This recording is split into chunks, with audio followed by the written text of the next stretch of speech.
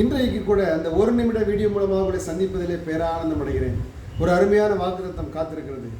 நீதிமான் தன் அயலானை பார்க்கிலும் மேன்மையுள்ளவன். நீதிமான் என்றைக்கும் அசைக்கப்படுவதில்லை, அவனுடைய வேர் கனி கொடுக்கும். பாருங்க, ஆவியானவர் இன்றைக்கு தெளிவாக சொல்கிறார், எப்போ நீ நீதிமானாக இருப்பதினால் உன் வேர், உன்னுடைய சந்ததி ஆசீர்வாதமாக இருக்கும். இன்றைக்கு அநேகருக்கு தன்னுடைய பிள்ளைகளை குறித்தான கவலைகள் வாட்டிக்கொண்டே இருக்கிறது. ஐயோ, எப்பவுமே செல்ஃபோனை பார்த்துட்டே இருக்கிறானே, இதிலிருந்து விடுதலை அடைகிறதுக்கு வழியே இல்லையா?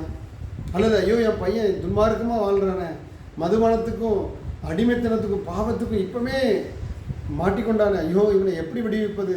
இன்றைக்கு நீங்கள் புலம்பிக் கொண்டிருக்கலாம். நீதிமான் என்றைக்கும் அசைக்கப்படுவதில்லை. நீதிமானுடைய வேர் கனி கொடுக்கும். நீதிமான் தன் உத்தமத்தில் நடக்கிறான், அவனுக்கு பின்பாக அவனுடைய பிள்ளைகளும் பாக்கியவான்களாக இருப்பார்கள். எஸ், தேவனுடைய வாக்குத்தத்தத்தை விசுவாசிங்க, அடிக்கடி அறிக்கை செய்யுங்க. என் பிள்ளைகள் எல்லாம் கர்த்தரால் போதிக்கப்படுவார்கள். என் பிள்ளைகளின் சமாதானம் பெரிதாக இருக்கும்.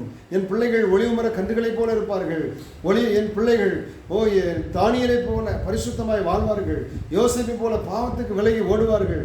அதற்காக நன்றி. இப்படி நீங்கள் நன்றி சொல்லி நல்லா எழுதி வைத்துக்கொண்டு ஒரு 10 வசனத்தை, உங்கள் பிள்ளைகளை குறித்தான வசனத்தை எழுதி வச்சுக்கொண்டு டெய்லி நன்றி சொல்லுங்கள். ஒரு 21 நாள் பண்ணி பாருங்களேன். அதற்குள்ள ஒரு பெரிய மாற்றத்தை நீங்கள் பார்ப்பீர்கள். உங்கள் பிள்ளைகள் கர்த்தரால் போதிக்கப்பட்டிருப்பார்கள். ஏனென்றால் நீங்கள் நீதிமானாய் வாழ்ந்த நிமித்தம்.